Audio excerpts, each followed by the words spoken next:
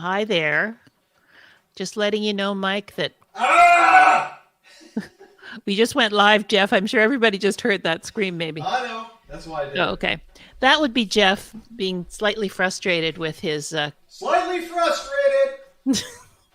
He's in the process of trying to get another camera up and working, so you can see what's going on there at the cabin. So, just hang in there. We'll be back.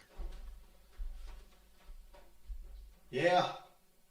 How many people are there? Hey, Mike. I fixed the link. Thanks for letting us know. All right, I'm going to unplug this.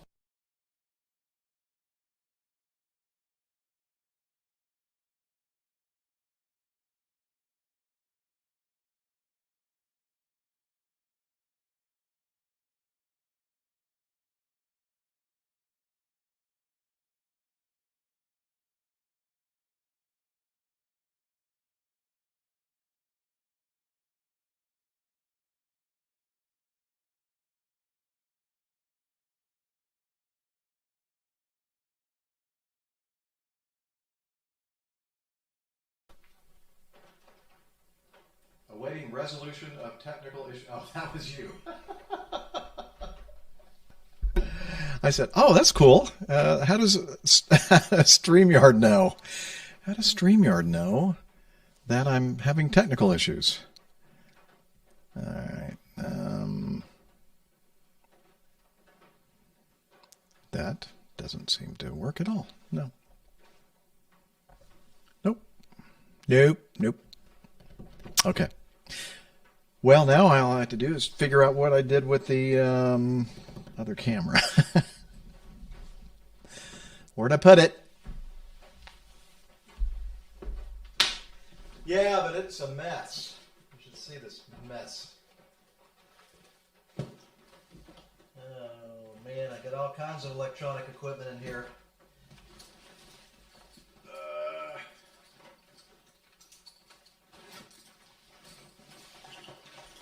Not in here.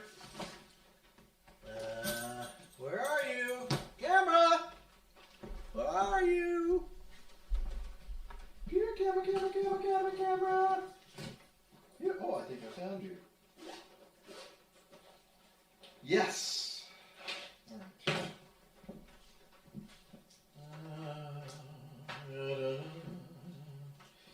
La la la la la la.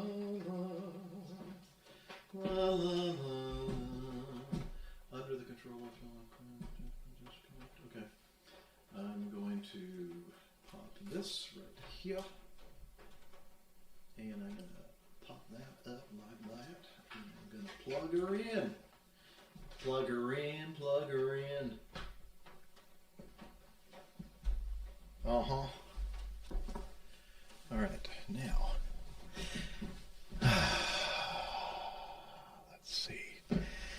Fingers crossed. Hello, Mr. Towler. All right. Oh, have you? Okay.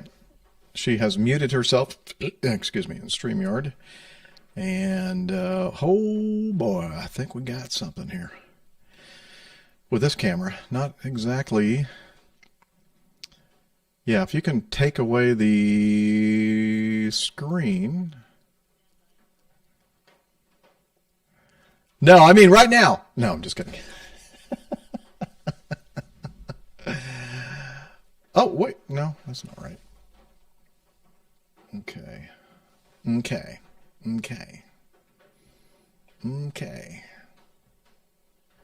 What? Yeah, so they can see me. Thank you. All right, now I need to do the webcam settings thing. And, oh, wow, that's way too big. That's what she said. Okay. Zoom out a little bit here. That's way more than you want to see of me. I know.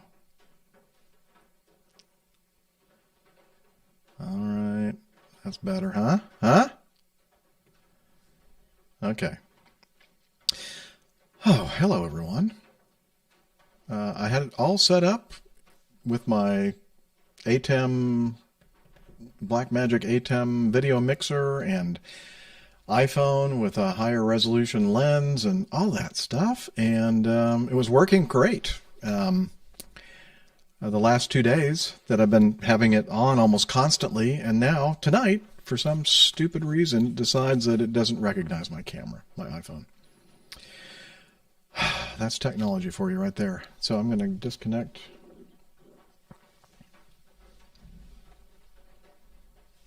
Oh, good. That's good. All right. How's my latency? Pretty close?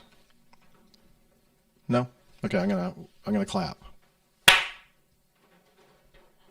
Okay. Well, there's really nothing I can do about it. With the ATEM, I can. With the I can adjust the audio delay and all that kind of stuff to sync it up. Okay. So, hello. I'm gonna do a quick count and see if this fader's working. 5, 4, 2, 3, 4, 5. Okay, the fader's working. Yeah, sounds out of sync, Michael, but I can't do anything. I don't have any controls that allow me to adjust that, unfortunately. Rick! Oh. Ricky. We made it. Cat raccoon. Hey, man. What's going on?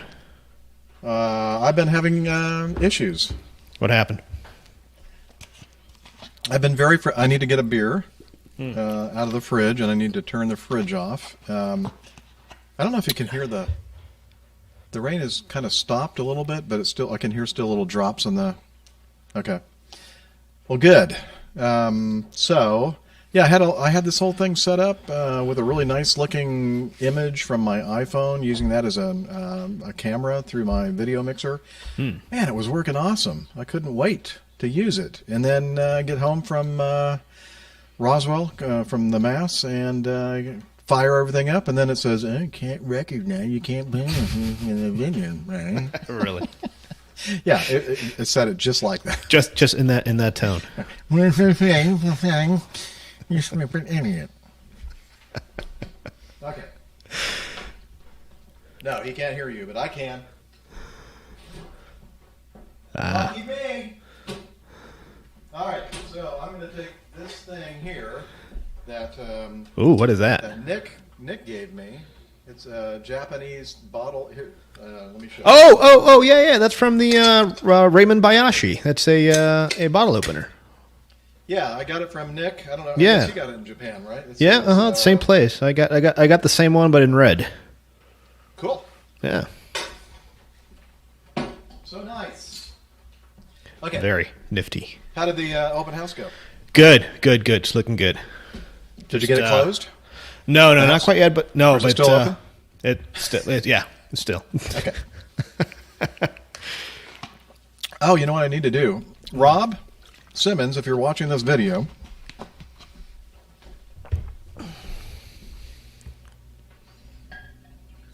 I use it all the time. It does. All right. Sweet nectar of the gods. There you go. Well earned. Yes. Okay. Yeah. I'm sorry. Yeah, that's right. He can't hear you. Liz was asking, so we're going to aim for about an hour, or less. I guess if we can start wrapping it up at like 5 to 10 minutes, to like a 50 to 55. Okay, that'd be perfect. Sounds good. Okay. Yeah, and anybody hearing my voice who is over in Facebook, you can stay there if you'd like, or you could bebop over. I see that, Liz. Liz put the link there to the actual YouTube. There it is. Page. Okay, and let me start the recording before I forget that. Good call. Let me do the same here. Okay. And what else? Anything else we need to talk to Rick about before we start the recording? Okay. So the plan is, if you're looking at, oh, I should open up Evernote. That will be helpful. Yeah, a little cheat sheet. And I need to open up Soundbite. That would be helpful. There we go. And how's the video image, Liz? Does it look okay? Okay, both are looking good, she said. She said, two better-looking hunks of men I've not seen in my life. Wow. Well, she said that's true, but she actually didn't say that. I put those words in her mouth. Oh, did you? Okay. Yeah. Yeah, And I was believe say it, something though. really dirty, and I didn't. I decided not to. Probably Family show. Family show. Let's see if I can find that. APG Master Rack, I think, and if I hit F. Family show, ladies and gentlemen. Can you hear that? That's the one. Low, okay. It sounds to me, to my headphones, like it's only coming in one channel. Let me try that again. Family show, No, it's ladies and both. gentlemen. Family show. That sound like both channels, both sides? Liz? I mean, if you're listening in headphones, and you hear it in both ears? Okay. Should be coming in stereo. All right. Let's see if Evernote has loaded. It has. And we go over here to this page and get that all ready to go, which would be this thing here. Still too loud? Okay. Okay. Sound good to you too, Rick? Perfect. Sounds great. Good. Okay, I need to take one more swig of beer here. Wait a minute. Why is it not up? Oh, you could fill in the blank on that too. There we go. Now it's up here so I can sort of look like I'm looking into the camera when I'm looking at Rick. Ricky Ruiz. All three are good. Whatever. Let's see here. Okay. All right. What do I need to have on this page? I don't think I have to have anything open on this page. Yeah. Rarity.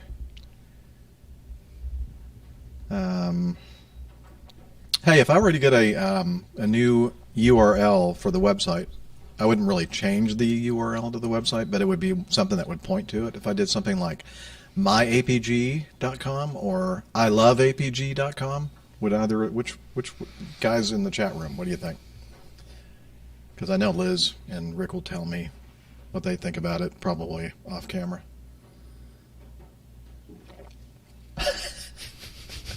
Well, don't hold back, Liz.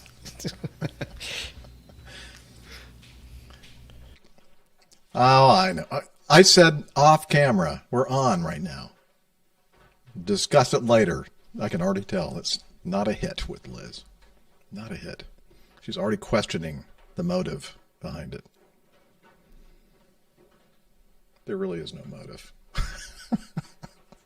Just I thought it would be fun. Okay. So, I think...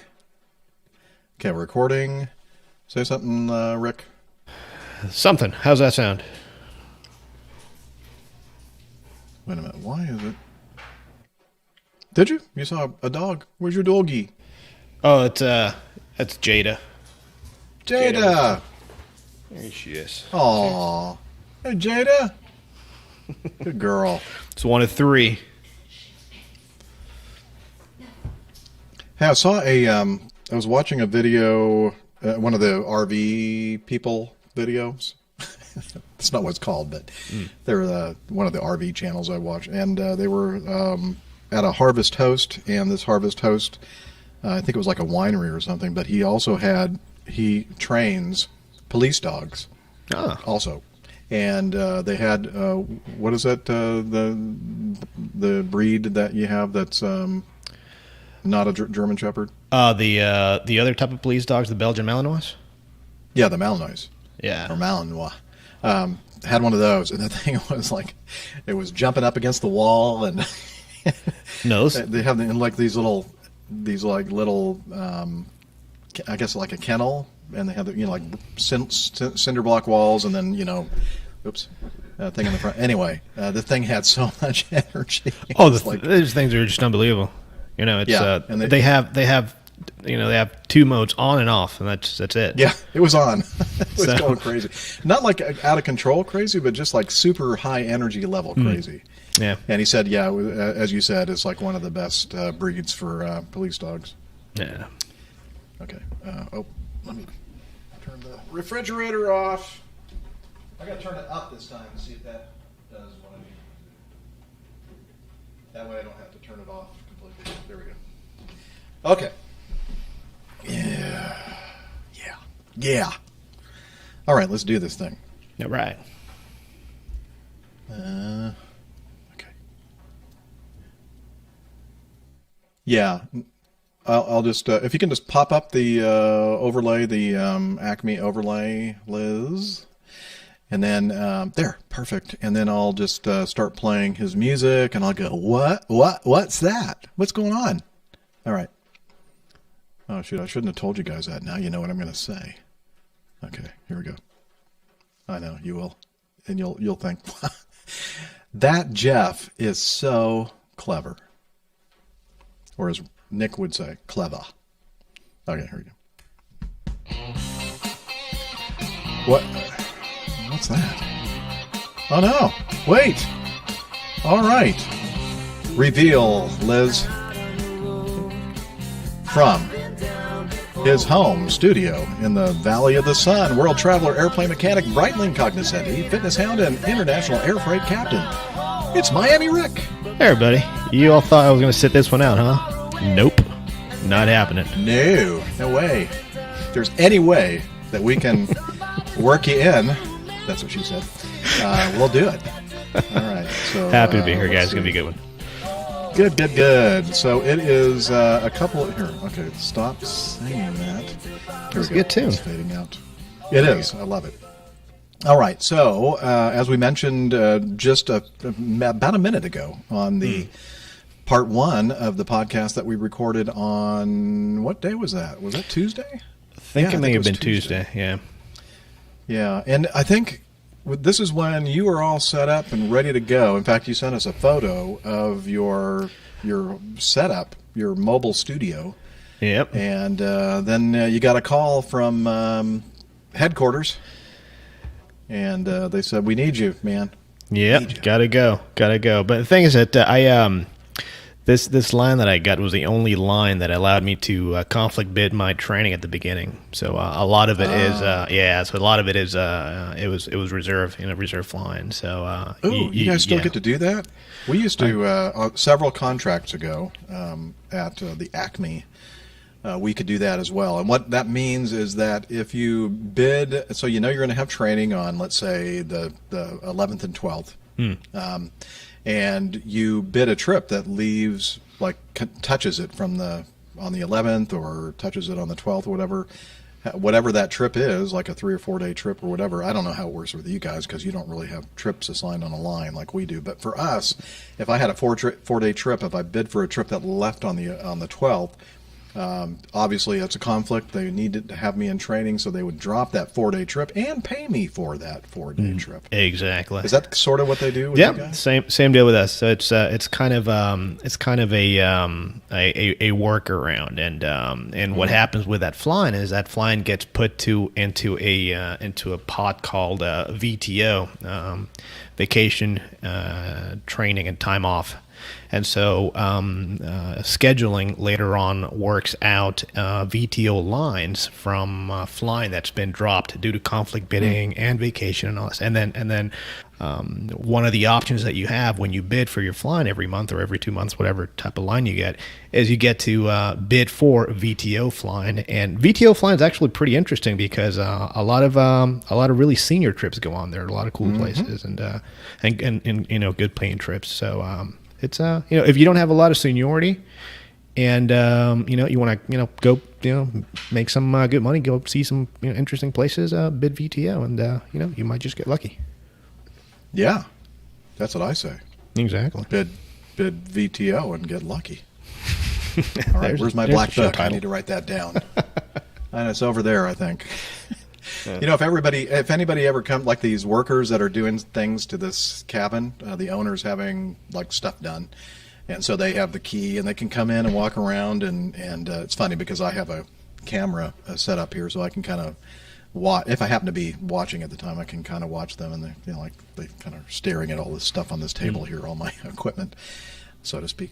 And I've left out that little black book over there on the next to the TV, and they're probably going, oh, a playa. If they actually looked through it and thumbed through it, they'd find out I'm not a playa. There's nothing in it. Anyway, thank you, Tom, the guy that Tom Tordell, I think, one of our new patrons, sent that to me.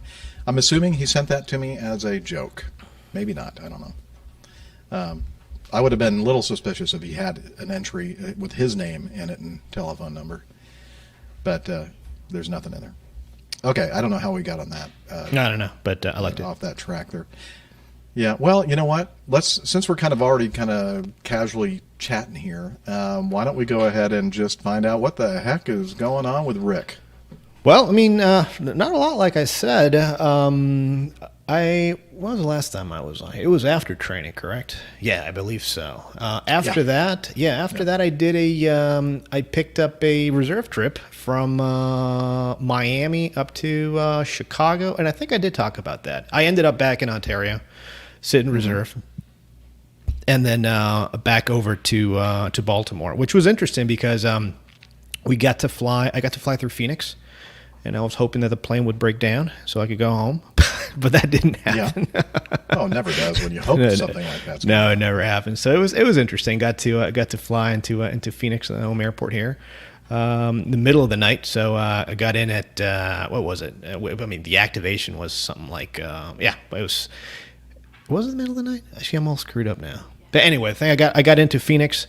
Waited for 2-3 hours, and then on to Baltimore, which was interesting because we no longer do that turn ourselves. That belongs to another airline now. So apparently what happened was we were sitting hot reserve for that operator, and something happened to their airplane, which interestingly enough we saw in Phoenix. So we repositioned the jet from Ontario to Phoenix, and then from Phoenix picked up all the cargo, and then on to Baltimore for a very, very short layover. And then obviously they know how to break an airplane better than you guys do. Apparently. You gotta should talk to them. Exactly. Yeah, because I need a little black book. And then ended up back in Ontario, sitting a couple of more. What was it? Two more days of reserve, and they didn't use me. And then I just kind of came on home. Started my way back home, and here I am. So not a lot really going on. Did you fly? Did you fly through any storms, Rick? Oh, yes. Flying out of Baltimore that evening. Oh, look at this. That was quite the interesting departure to the west of the field. It was a little bit of St. Elmo's fire on the windshield there. I think quite a lot of people like that picture. So, apparently, it's a beautiful picture, and as I tweeted, I thought that we'll go back to his. Liz. So I thought, I tweeted that was one of the most impressive pictures of St. Elmo's fire that I've ever seen. And I said, and then I showed one of the ones that I had, Elmo on fire. Before he was canonized. This is before, he was canonized as saint. And so it was a little rougher, kind of, look to it. Not quite as cool as yours, but... I tell you, when I was having dinner when I read that, I always had beer coming out my nose. It was a good. I was kind of surprised that nobody else did that, and I got it on there as quickly as I could before somebody else thought, "Oh, that'd be funny." That was good. Anyway. No, but it was quite the interesting, quite the interesting light show, and it's interesting because, in my experience, you either see it on the left windshield or the right windshield. I've never seen it on both at the same time and so bright. And we got lucky as well because we got lucky because usually, obviously St. Elmo's fire has to do with a static electricity discharge.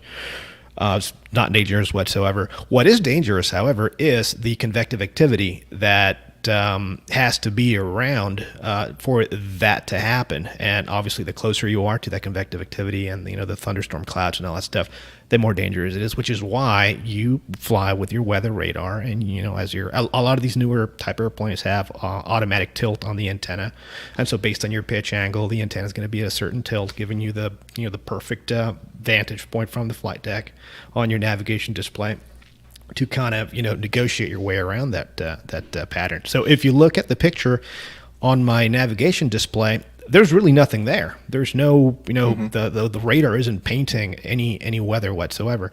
It's just that the conditions were just perfect. The humidity and I guess the amount of electricity that the airplane had built up to that point was just right. And it was, since it was not related at all to convective activity that we were flying through, you can see it clearly, and there's no shaking because there was no turbulence. So that was that's why it was so kind of one in a I don't want to say one in a million type picture, but it was interesting to see it on both windshields, and so clearly you can see all the instruments, all the reading. You can actually see the altimeter. We're going through 29,000 feet. So it was I thought it was nice. I thought it was a nice picture. Very nice. Yeah. As I said, one of the best of St. Elmo's that I've seen. Yeah. Hey, let's say hello to our wonderful chat room live audience people. Kenneth Seller says he finally caught a live show again. There you go. And he loves your awesome photo. Let's see. Who else do we have here? Glenn from Down Under in our Kiwi in the place that the Beef Wellington was born, I think. Yes. Right? Wellington, New Zealand. And who else do we have here? We have Jen Niffer, Tales from the Terminal. Let's see, who else? Alan Waugh from Sydney, Down Under. This is probably a better time slot for those folks on the southern what time is hemisphere. it over there? Is it morning time? Is it like a morning show for them right now? It's probably like 12 or 13 hours from where we are. Probably sometime in the morning, I would imagine, tomorrow. Deanna. Oh, yeah, 10:30. Hey, Deanna. 10:30 in the morning. 10:30, okay. Who else do we have here? Chris Cheatwood. Hey, Chris. Mike Kuipers. He was the first one in. He's the mayor. We're going to call him the mayor of APG now. Used to be the mayor of SQPN. Maybe he still is. I don't know if you can be mayor of more than one domain. But Mike, I'm now dubbing you mayor of APG. So welcome, sir. Who else? I think that covers everybody, right? There's iHall Boxes. Oh, iHall Boxes. Chris Cavalcade. A cavalcade of Chris Cavalcade. I don't think I could say that again. Evan Shue, also another good day from Down Under. Melbourne area. Thank you, Liz. We got Melbourne and Sydney and Wellington, New Zealand, and Chris Dobson. That might have been the Chris Cavalcade. Okay. And anyway, welcome. Dr. John Brown. Wow, I haven't seen him in a while. Hey, man.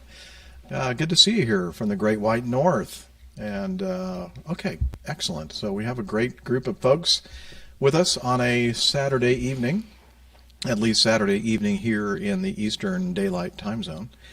And let's see. So we just got caught up with Rick. Anything else going on, Rick, that you want to Nothing mention? much. No, just got some interesting feedback here that we need to get to. It's got some good stuff here. Okay, let's do that then. Let's see. Liz just said, "I love you, Rick." So I love you she too, didn't Liz. have to be the one cracking the whip. You did. Okay. Okay, here we go. News. Do I need to play the news thing? Nah. Let's just do this. News. Final report. Singapore A359 at Barcelona on October 24th, 2020. Takeoff without clearance. And let's see. Singapore Airlines A350-900 registration 9 Victor Sierra Mike uniform performing flight 377 from Barcelona, Spain to Milan, Malpensa, Italy, with 28 people on board had been, or should I say, Milan, Malpensa. Exactly. Only 28 people on board. Yeah, it's a short little flight. Yeah, it's a short little flight from Barcelona. It's that's going to be like a little over an hour. It's just over the Pyrenees. Oh, and it was probably most of the people got off in Spain and in Barcelona, and then they had some that were going through to Italy probably. Okay, they've been cleared to line up on runway 7 right. So line up and wait, runway 7 right. The crew, however, commenced their takeoff roll without clearance and departed, creating a conflict with another aircraft on final approach to runway 2. Oops. The aircraft continued to Milan for a landing without further incident. I mean, they were ready to go, so they decided just to do it. Hey, at least they didn't do it on a taxiway, so that's That's true. They used a runway, and they lined up apparently with the center line of the runway. That's good. So that's a point for Singapore. That's good. Yeah, a couple of extra points. Yeah. So in the final report on the 8th of September this year, the flight crew believed that they were the only aircraft traffic in the vicinity, which is really not an excuse. The low workload in traffic monitoring due to the low aerodrome traffic could have resulted in some form of reduced alertness by the flight crew. The flight crew claimed that they heard a takeoff clearance when there had not been one. There was no readback of takeoff clearance by the flight crew. Flight crew had checked the approach path of runway 7 right, the runway that they were told to line up and wait, and found it to be clear. Pilot flying mentioned checking the surrounding vicinity for approaching aircraft traffic, but did not detect the A320 that was approaching runway 2. I think it was one of those stealth models, probably. Although the tower controller had managed the takeoff situation appropriately, it would have been desirable if the flight crew could have been made aware of other aircraft traffic in the vicinity. The tower controller could have assisted by providing additional information when issuing the lineup clearance to the flight crew of the departure aircraft, such as stating the order of the aircraft in the queue with respect to other airport traffic, so as to enhance the awareness of the flight crew to the presence of other aircraft. So in other words, line up and wait, runway 7 right, traffic landing, runway 2, or something like that. That would definitely have been helpful. And there's another thing there. I mean, as part of the, this is not really airline specific. I guess it's just every time you're cleared onto an active runway, whether you're crossing it or you're cleared for takeoff, you turn your transponder to takeoff advisory, traffic advisory, resolution advisory, which tells you the other traffic that's around you. And it's always a good idea to not stay stuck on the scale that you're on, because a lot of these newer airplanes have the airport moving map as part of their navigation display, and the only way to show this is when the scale is at the lowest. And so it's a good idea to increase your scale to kind of get an idea of what the traffic situation is around you. It's that perhaps would have, but it also depends how far away this 320 was landing on runway 02. So and somewhere in this final report, the synopsis anyway that we have, let's see, at the time when the A350 was about to enter runway 7 right, the approaching A320 should have been within range to be shown on the nav display. The investigation team is not able to determine if the approaching A320 was visible in the horizon or if the nav display had displayed the approaching A320, or whether the pilot flying had seen the A320 displayed on the nav display. So yeah, you got to turn, as you said, you got to turn the TCAS on. Yeah, it's good on as long as you have this scale to where you need to have it for you to be able to see the traffic. It would have shown anyway. So yeah. I don't know. Liz, did you show that runway layout and taxi route? That's okay. Yeah, fine. Pop it up there. There it is. All right. So there, 7 right is the runway on the bottom, and it kind of shows a little airport or airplane symbol and their taxi route out to the runway. So as they were making their turn to line up on the runway, if they had looked almost straight ahead during that turn, they should have been able to see that A320 on final for Right. runway 2. But Yeah, that's similar to the setup at Honolulu with 4 right, right. and Exactly. and 8 right. You know. Yeah, if you just shift the whole picture like 30 degrees to the right, clockwise, that's kind Very of like similar. the layout of, you're right, Honolulu. Yeah. Huh. Well, interesting. Yeah, there was no, I guess they say somewhere in here, I can't find it, the controller saw that the 350 was departing on runway 7 right, and just a quick mental calculation, the controller determined that there was not going to be a conflict with landing traffic on runway 2, so did not tell the A350, the Singapore flight, to abort their takeoff, and that was probably a good decision. Yeah, because it's it could have good, been worse if they had done a Good judgment by the controller.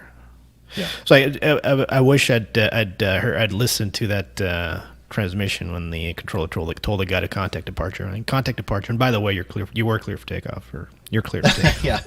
You're yeah. just airborne. I didn't really tell you that. Clear for takeoff. Yeah. Okay. Interesting. Yeah. I was just listening to one of the latest Opposing Bases podcast, which is the #1 aviation podcast of all time, by the way, and it's probably it's definitely the best. We're just trying. We're just kind of trying to like tag on to the success of that podcast. Right. And they know I'm kidding around. And by the way, the listeners of Opposing Bases, many of whom listen to ours, and I forgot who it was. I was just listening to, but he said something very hurtful. Said that theirs was much better than our show. It made me cry a little bit in the car. In fact, I couldn't hardly see because I was crying. But anyway, that's okay. I got over it.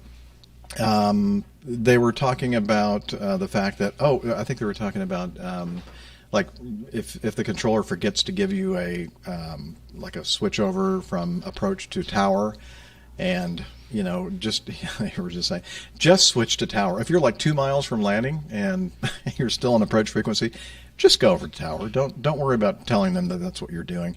And then he said if you find yourselves like leaving the runway and you're switching to ground control frequency, and you realize that tower is not really in the communications frequency window.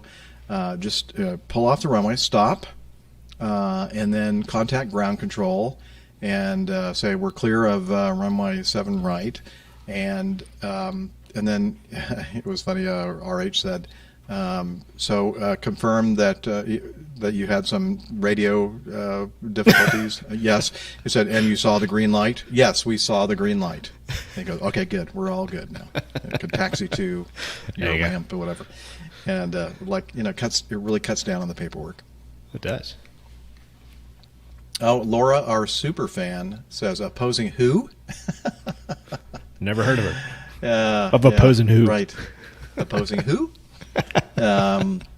Anyway, they're great guys. I learned so much by listening to their show, and they are funny and informative and all that, all the things that we aspire to be here at the APG. So, anyway, anything else to say about that? No, that was a good one. All right, yeah, I thought so too. Okay. Oh, here's one for Rick.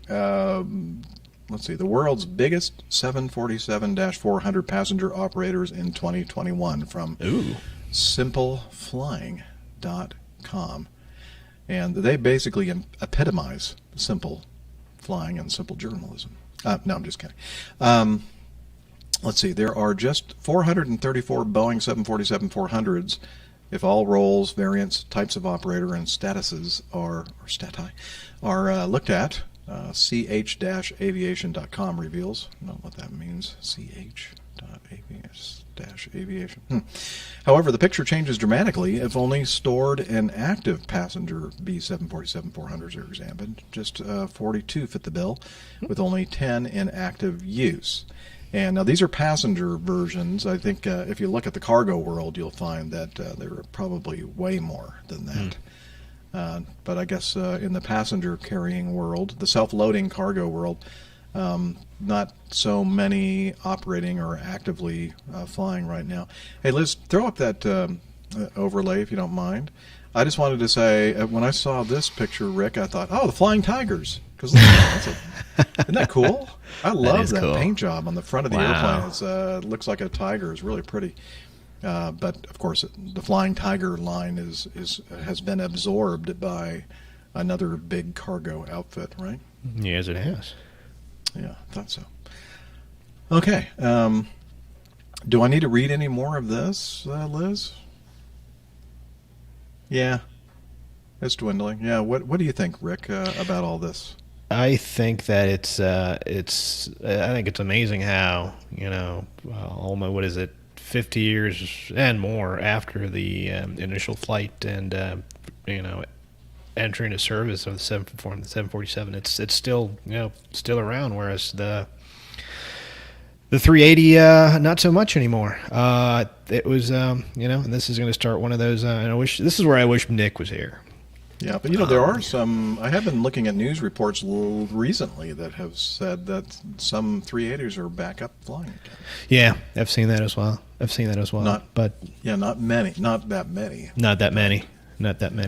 But they're. But it's interesting how the 747 still being produced, not the passenger version. That's anymore, true. But the freighter version, it's still 8F. it's still being.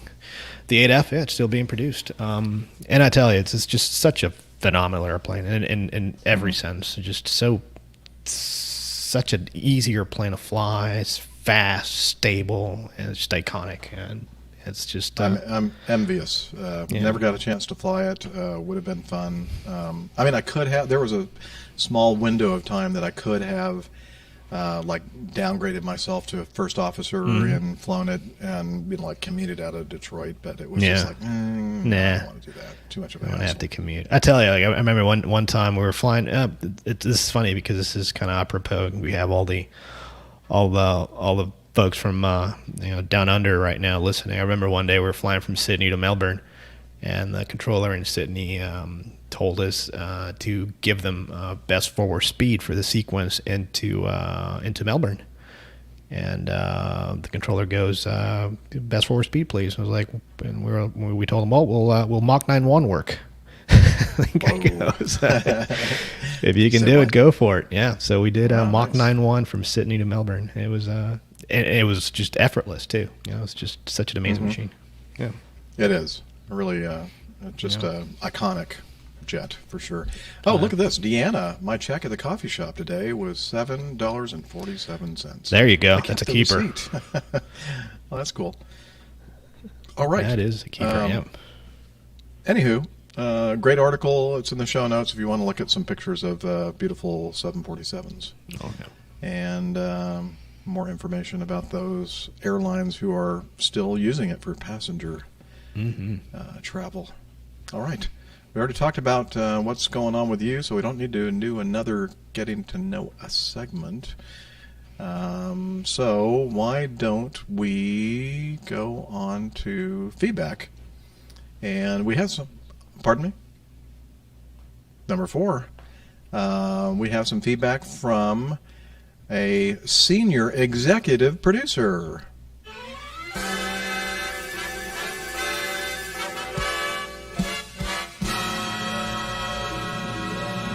That's the top tier. That's like only a handful of people in our patron group on Patreon are in that top tier category. And this is a Canadian too, which is really surprising. Oh, wait a minute. Maybe he's in the top tier because he's using Canadian dollars, which are pretty worthless. So maybe not so impressive. Just kidding. Liz, okay. People who are listening to the audio only will hear what Liz the sound effect that she just made with her lips. Anyway, of course, I'm joking. It's not that much different than the U.S. dollar, just slightly valued less, but still a lot of money. Thank you very much, Sebastien, for that. And so he has sent us some audio feedback, and we're going to play it right now. Here we go. Hey folks, this is Sebastien from Calgary. This is my first audio feedback, and I think it's long overdue. To be honest, I became an avid listener in 2019, just before I got recruited by the second largest airline in Canada.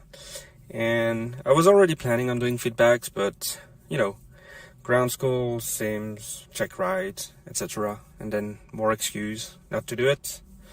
Got laid off in May 2020 due to this bloody virus. A bit of a kick in the nuts, to be honest, but I'm one of the guys that can't complain. I got my old non-flying job back quite fast, and, you know, life hasn't been too bad. I think it's been a weird year, however, on so many aspects. It's going to take us a few years probably to put some order and figure out what the heck happened. I got happily recalled a few weeks ago, and I will be back on the line in November. I don't know if it's the same at Acme, Jeff, but the most hard-working elements of the airline right now are definitely the sims. Jesus, the training is such a... well, there's no other word. It's such a shit show. It's like if airlines needed hundreds of pilots tomorrow and at the same time just discovered, well, it takes more than a day or so to retrain pilots. Who saw that coming? Anyhow, enough talking about me. Just wanted to give this feedback with a specific objective in mind. You guys, you all that create this tremendous show. I think in general, and especially nowadays, people like to complain as much as they like to forget to say thank you. And you all deserve, I think, a tremendous thank you. So thank you, Steph, ladies first, for sharing your experiences. God, I wish I had your physical abilities. So just so I get you, you select a sport, don't train, take the shittiest flight ever, don't sleep, eat burgers, and get on the podium by 9 a.m., right? There's got to be a secret ingredient to your recipe, and I hope one day you eventually share it. Thank you, Nick, for so many things, but mostly for the plain tales, of course. Wow, you do have quite a gift for storytelling. I really like your work. I especially admire your military career and what you have shared of your time as an instructor.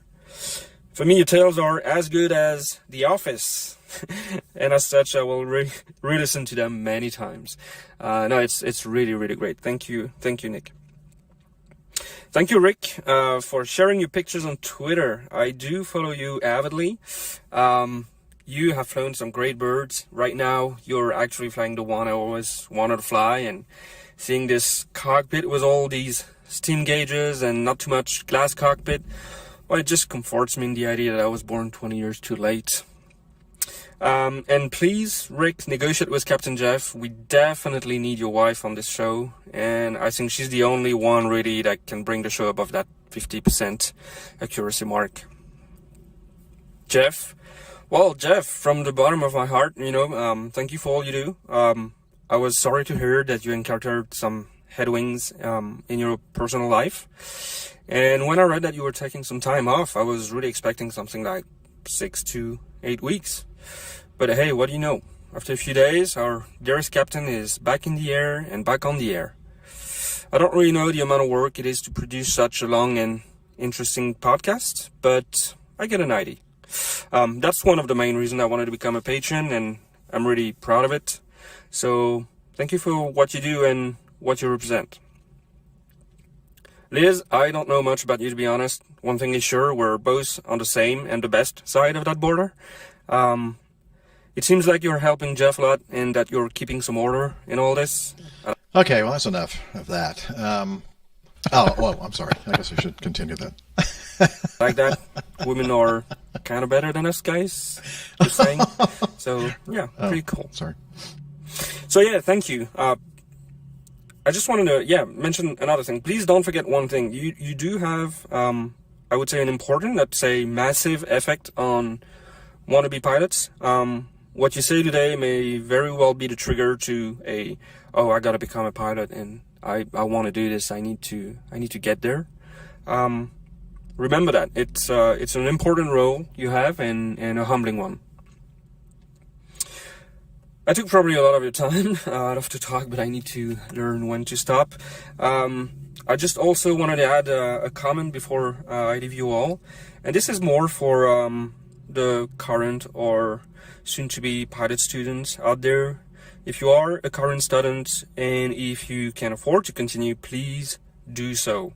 I know many students right now who are abandoning due to the COVID, which could maybe be understandable, but the shortage is there. Demand for pilot is and will be massively increasing in the next few years. If you look at what is happening right now in the US, and the same is going to happen, maybe not in the same proportion, but the same is going to happen in many countries. So keep at it, definitely. This job is so worth fighting for, and really you should not listen to the downers. There's always going to be people discouraging you, so just keep at it and go for it. So anyway, that was my little word. Thank you all for your time and patience. I look forward to share more often with you. Got some few ideas I wanna talk about with you. So yeah, in the meantime, blue skies and tailwinds. Awesome feedback, Sebastien. Thank you very much. Great advice, by the way, for those who are just starting out in this career field and want to do what Captain Rick and Captain Nick used to do, and what I am doing now, at least for the next 2 years, 3 months.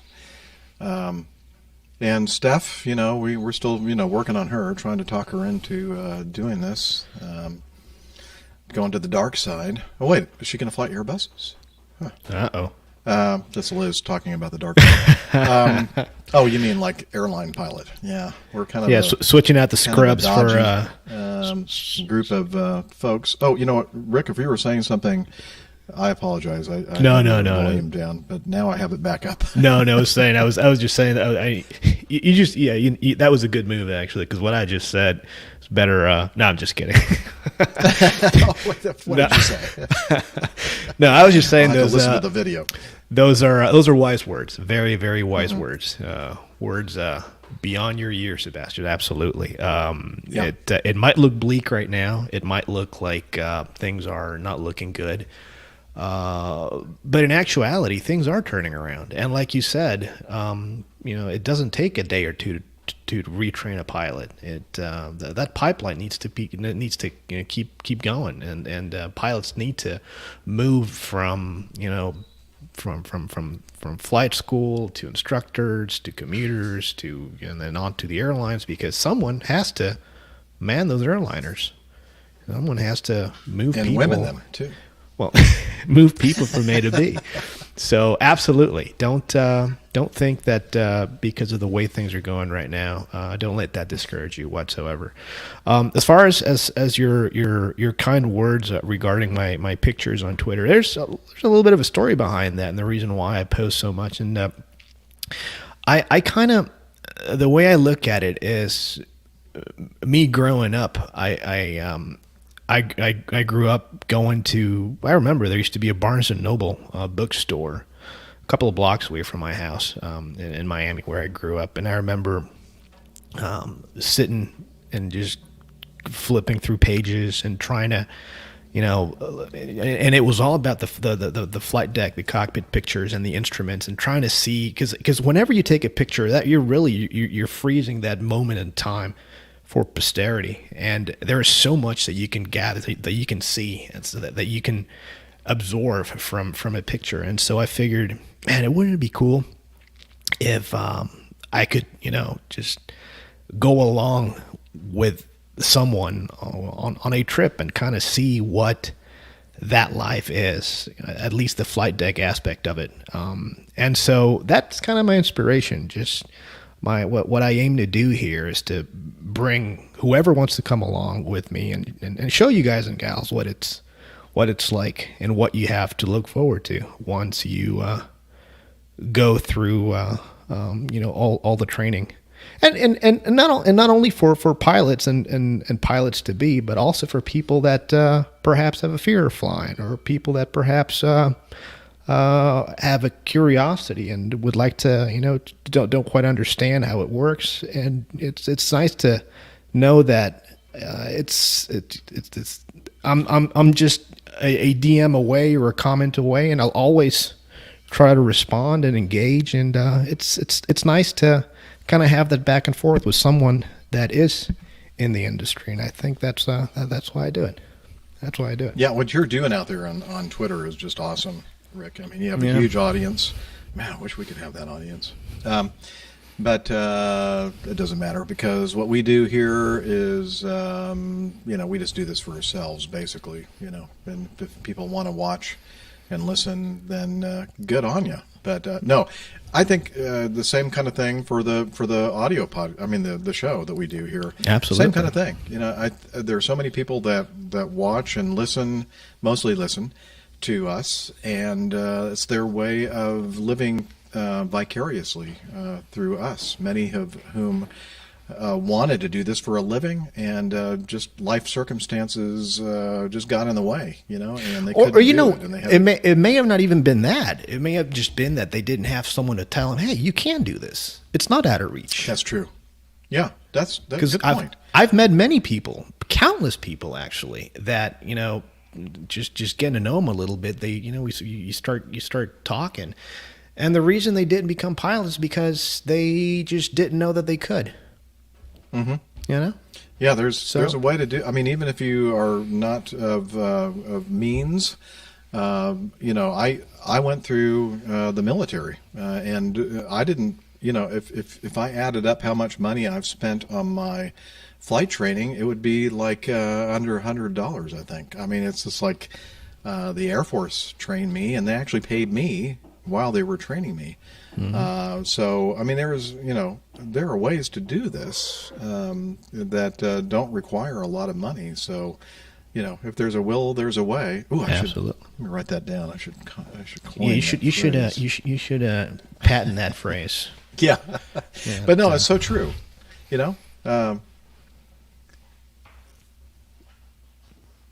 Oh, look at that. Oh, yes. Look at that guy. She said, that picture that Rick took was inspiring, but this is much more inspiring. I'd say this is like the greatest representation of the glamorous lifestyle of airline pilots right here. Rick is doing some extreme ironing. Well, maybe not extreme, but it's some ironing.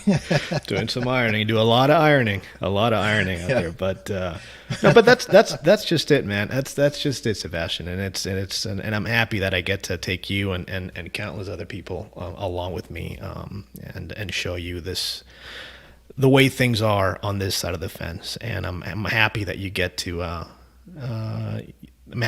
fly again. And that's because I tell you, I mean, pilots, we are born to fly, and that's what we love, and that's where we feel at home. And I'm glad that you get to do that. Now, Sebastien is here. Look at that. He's the guy that we just listened to that audio feedback. He's in our live audience, and he said, there he is. Downers thinking it's impossible. Yeah, exactly. Exactly right. And we all know, those of us who are in this world, that there are, I don't know what percentage of the population of professional pilots they make, but I'd like to say it's a small minority of them that you just know that they're not there because they really love doing this job. It's just because they thought they could make some easy money and be home a lot, but you could just tell that they're just not into the craft of doing this job well. But most of us, I think, are. And that's one of the most rewarding things about and that is the key word, Jeff. It's a craft. It's and you have to take pride in your craft. So and you can, just like you said, you can tell the difference. You can tell who's there because of the money, and who's there because they're an aviator, be it a guy or a gal. An aviator, what's the other term that we always talk about, airmanship, and an aeronaut. Aeronaut. That's not I the like term that I'm looking for, though. Anyway, yeah, for sure. So as I said, most of us are in that category. In fact, most of us would say, like when we're going through contract negotiations and everything else, you said, well, don't let the company hear this, but I would probably do this for like next to nothing, Yeah. or do it for free, or paid to do this. That's right. I did it because of the lady. Oh yeah, that's for All right, sure. well, Wow. yeah, I mean, it's they- amazing. The ladies That's do why I like got that little a man black in book. uniform. Right? Exactly. Might not have anything in it, but you have it. Nothing in that little black book, or nothing in the uniform. Is that what you're saying? And Okay. I just wanted to say the last thing. And as far as Kaya, Kaya is she keeps me above 50% in many aspects. Business aviation, avionics, space. Now she's very involved with space travel. So anything that has to do with any of that stuff, she'd be happy to chime in every once in a while. And so yeah, she keeps me above 50%, and I need it a lot. Trust me. Quick timeout.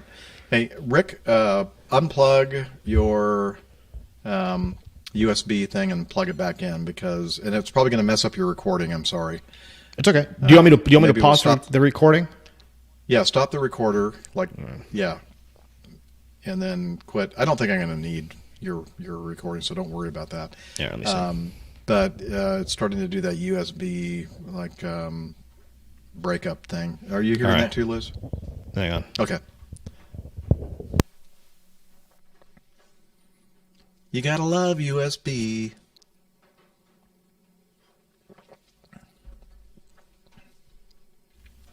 How's that? All right. So far, sounds good. Sounds good? Okay, excellent. It's just these cheap chips and some of these USB devices. After a certain amount of time, they just started doing weird stuff. So I just wanted everybody to get the full effect of your dulcet tones. Excellente. So, all right. Yeah. So, it would be, in fact, Liz, should we do this while we're actually recording the show live? Tell Rick about Kaya and the fact that she's going to take over for the spot. Oh, yeah. So that's what the kind talk of- she has. She told me that she has to have a talk with me later. Is that what it was? Yeah. Well, She's saying yes. She's saying yes. She said that I outlived my usefulness, and what is that? in so many ways. In so many ways. Okay. All right, honey. I love you too. Anyway, yeah, we'd love to have Kaya on the show every now and then. That's great.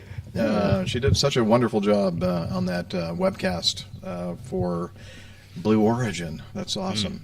Wow. Anyway, right. So Sebastien, finally, just to kind of bring it around full circle, thank you so much for sending in that awesome feedback primarily. And secondly, thank you so much for becoming a patron of the show. It really means a lot. And we look forward to hearing more from you. Absolutely. Okay. So about 15 minutes left from our control room. So I think we can, let's see, which one of these do I want to do? 10, I think, is a good one. Okay. Number 10. This is from Mike. Hey, APG crew, a couple things to mention about Autolands. First, regarding protected runways during practice Autolands. First question I ask crews when they say that they had an unsat Autoland is if they were protected.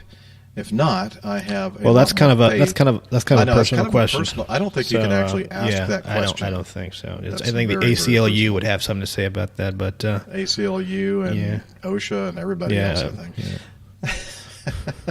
And the National Sex Union, the NSU. Okay, if not, I have a lot more faith in something outside being causal over the plane being broken. Oh. Okay, good point. Second, here at Acme Maintenance, if you pilot types can't squeeze in a practice every 90 days, we can do ground check. We can do ground checks. I think I'm going through puberty again. We can do ground checks that will return a plane to Cat 3 qualified. That could be what the other folks were talking about when not being allowed to do a practice. So then why do they insist so much on apparently put those it on the people that flight do plan, those, send you those ACARS ground message. check, avionics mechanic, the avionics engineers and tech guys, whatever you want to call them, they probably make a lot more money than we were. They're a lot more expensive than we are, apparently. Yeah, but apparently. I don't know. I tell you, man, it's just like you get an ACARS and then another ACARS. Oh, by the way, remember, Autoland, please, if you can. Mm-hmm. So, yeah. Yeah, so that they don't have to bother those avionics techs, apparently. Also, at Acme, we're in the early stages of tool control. Well, Mike, I think that you should have been practicing tool control for quite a long time. And wait a minute. What he's talking about, like screwdrivers and that type of thing. Okay, let's see. For my 34 years, it's been on the honor system. I found a few tools over the years. Yeah, we all meet those. Best was a melted rubber mallet on the top of the core of a V2500. Could have been one of your 90s, Jeff. Ooh, that's not good. A melted rubber mallet? That would have thrown off the balance, I imagine. May have. It might have been a problem. Wow. And I fully agree. Long live the L10. Nothing beats the DLC, which is direct lift control, for a great, stable approach. Clear skies, Mike. Mike, we love our technicians, our maintainers. Thank you for listening to the show, and thank you for kind of, letting us know that, it's not the end of the world if we can't get a practice Autoland in there. You can just use your avionics guys to do it. It's interesting. But yeah, I mean, it's very, very important that the ILS critical area be protected. Otherwise, I think you've seen that video of that 777 doing an Autoland, and it veers off the runway and then it goes back on. It was and there was the reason behind that, there was an airplane taking off and it interfered with the localizer, the signal, made the airplane veer off and then came back on there. So yeah, very, very important. And you can't always do an Autoland. What does that say there? I'm sorry. I'm just laughing at the aisle box. Remember, folks, no electronic devices during Autolands. And call the local radio station to stop broadcasting to signal interference. That's right. That is right. I see the tongue-in-cheek nature of iHall Box's comments, and again, we're on the same frequency there. Oh, absolutely, no pun intended. But you know what? What he says, it is true, and a lot of times things like that are pointed out on the very approach chart, and on the notes there. And sometimes you just can't do it because you can't do Autolands because of things like these. So yeah, he is spot on, I do believe. And the last thing about direct lift control, 1011, beautiful airplane, never flew it. I wish I had. I found out not too long ago, actually, that did you know the F-14, the Tomcat, had DLC as well? I think I just heard that recently. No, I did not know that for quite some time. Yeah. But, and that is so really important for airplanes that are landing on carriers, because it's all about maintaining that AOA. pitch angle all Right. the way down. AOA meatball lineup. AOA meatball lineup all the way down. Yeah. 10 minutes? Okay, I think we can squeeze this one in, I think. Oh, you did? Yeah, where is it? Wow. Liz is too efficient for her own good. She's already moved something out of our current show. But that's okay. I'm hanging on. I'm chill. We're good. Liz, we need to talk about your future at the APG. Rick and I are being fired in the same night. Is that right? Oh, man. Number 7. Well, I changed my mind. No, I don't see it. I guess I need to reload this or something. I don't see it either. Back to current show, I guess. Oh, here it is. It finally showed up. This is an article out of from thepointsguy.com, and it's an article. We don't need to spend a lot of time on this because really it's a no-brainer. There it is. It's from Becky Rausch. Okay. And she said she sent this link, and the title is Airbus A321 LR, which I believe is long range, versus the Boeing 787 Dreamliner, or what Nick likes to call the bin liner. The bin liner, Which right. do pilots prefer for transatlantic flights? Well, I mean, you don't even have to read this article, because one is a narrow body and one is a wide body. A wide body. And for these long flights, obviously the wide bodies are going to kill it.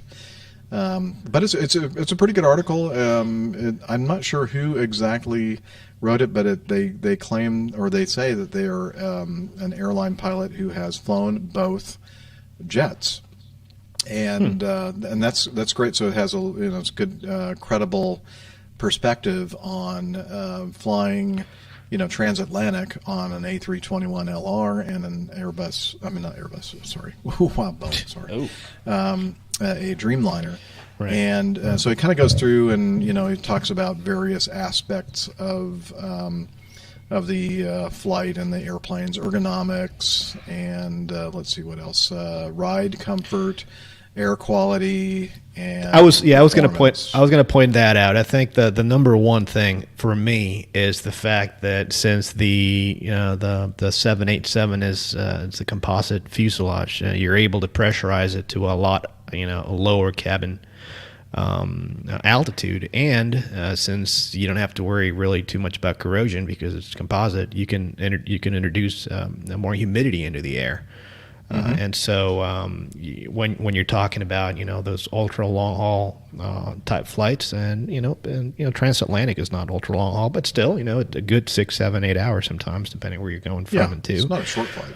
It's not a short flight, by any stretch of the imagination. And little things like those, I tell you, when you're flying around at 35, 30, 40,000 feet, having the cabin at 7,000 feet versus having it at 4,500 feet.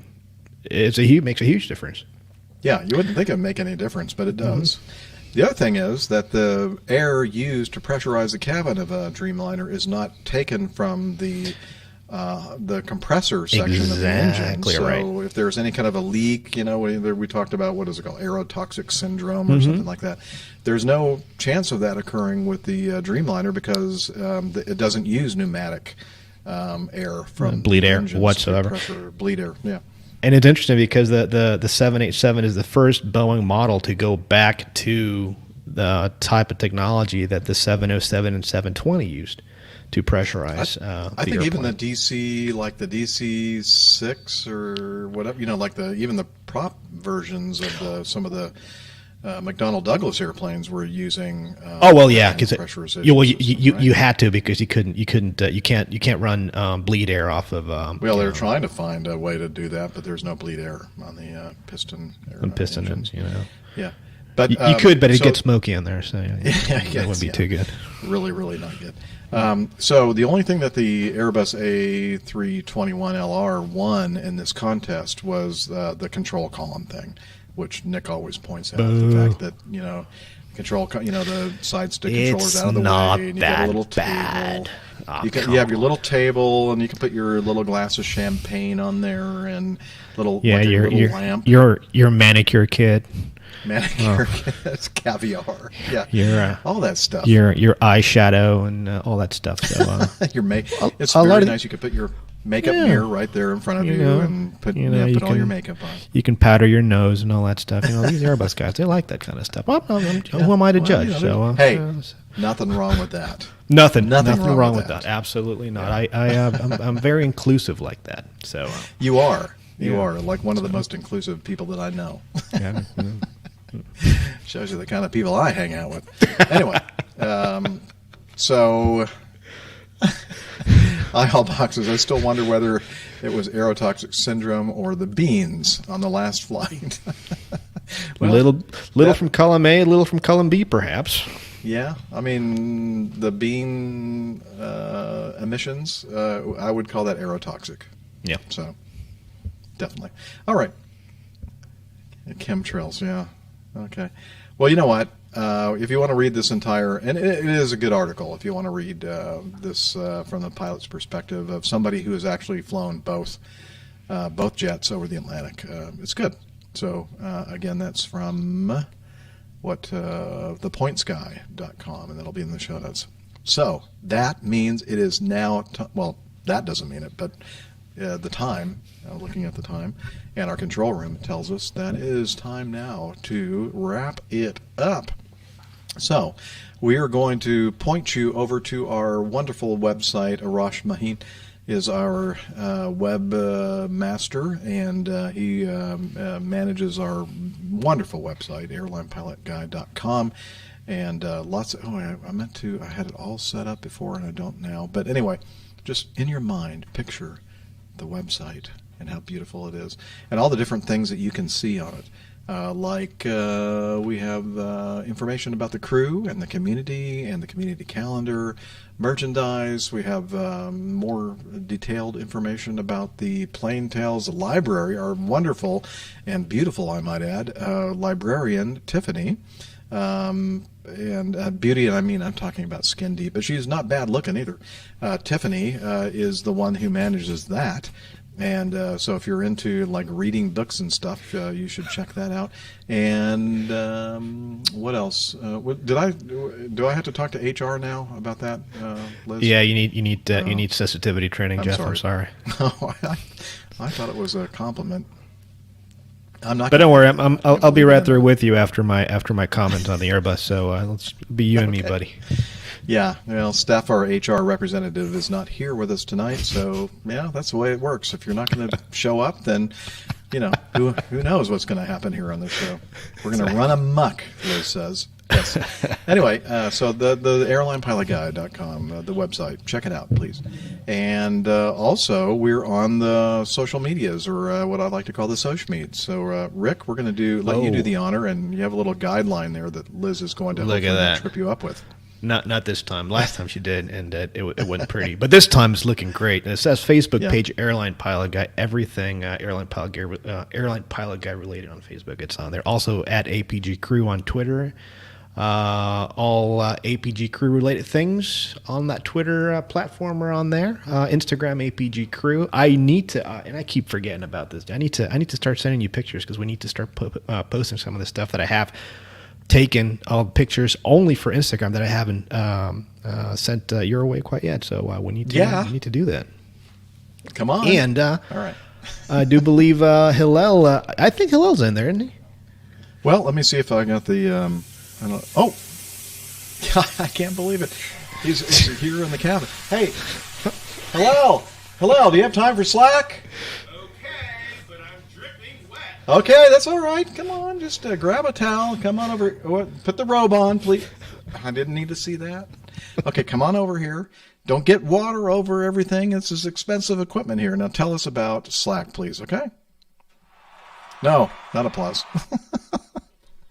APG listeners, please join us on our Slack team. Slack is a communication, coordination, and sharing platform that works on your mobile, laptop, or browser. On Slack, we share news and ideas. We suggest episode and plain tales topics. We plan events and meetups. To get into the Slack team, please email me at slack@airlinepilotguy.com. That's SLACK, Sierra Lima Alpha Charlie Kilo @airlinepilotguy.com. Or send me a tweet with your preferred email address to @Hillel, and I'll send you an invitation. That's Hillel, spelled Hotel India 11 Echo 1, and see you in Slack. Thank you, Hillel. Jeff, would you loose on my back again? We're still doing the show, Hillel, all right? Oh, yeah. Right there. Just like that. It's not me. I don't know what's going on there. We'll have to kind of explore that after we end the broadcast here. I think so. Anyway, so thank you, Hillel, for that. And we also want to thank our our producer and director in Toronto, Ontario, Canada, Liz Pyper. Thank you, Liz. So much hard work that she does before, after, and during the show. And we could do it without her, but it would be pretty crappy show if we didn't have her with us to do that. So thank you, Liz. We're going to do another one on Monday. Yeah, Liz says for me to mention to you. Just very soon, actually. So make sure that you stay tuned with that. And, again, APG or airlinepilotguy.com/calendar, I think. Anyway, check out the website. It's there. You can find out when we're going to be doing this next thing. And with that, I think it's now time for us to finally sign off and tell you and wish you clear skies, unlimited visibility, and tailwinds. Take care, and God bless. And we'll see you next time, everybody. Be safe out there. Beautiful. All right. Thank you. So I'm going to stop the recording. Or should I? No, I'm going to leave it going because there might be some good suggestions for titles. But you can stop yours, Rick. Okay, I'll stop mine here. And we're going to look at our beautiful, wonderful people in the chat room. Supreme Overlord Liz. Yeah, that's for so true.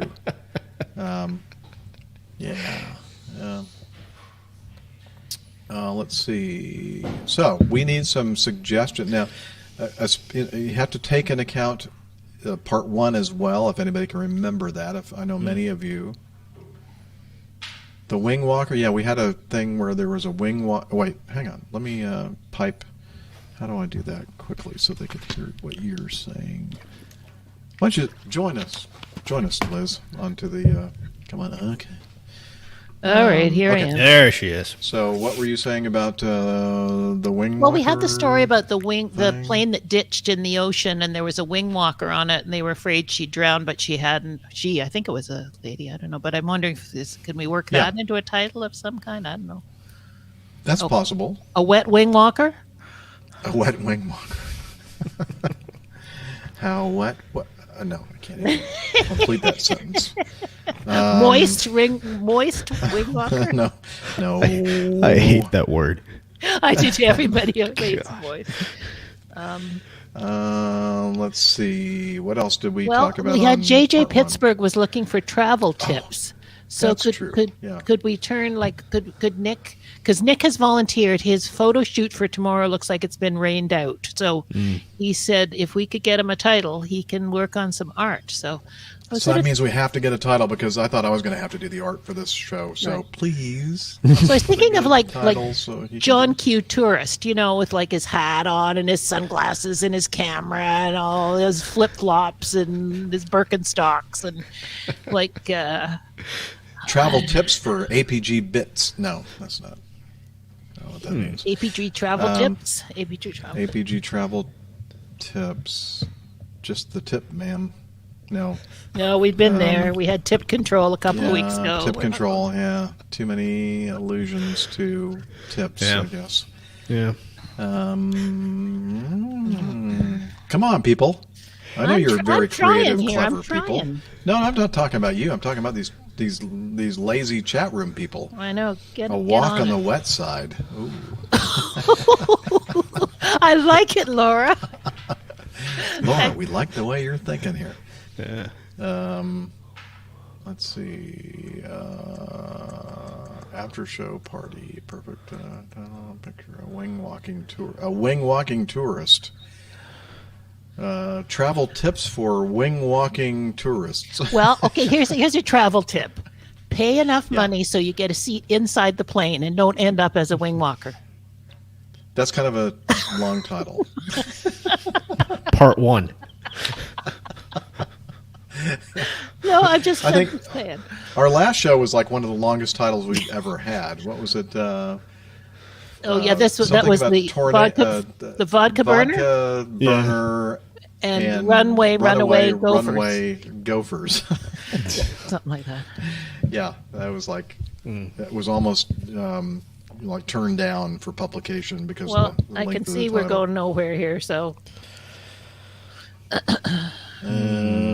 Come on, you clever people! Walking on water. That's a good one, Mike. Walking on water.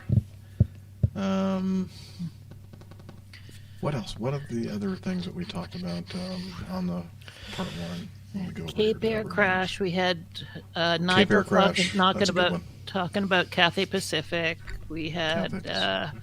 we had that windstorm moving the plane. So can we do something with Oh that? yeah, the windstorm. How the about ATR. wind and something about the wind and the water or something? Wind and water. Yeah.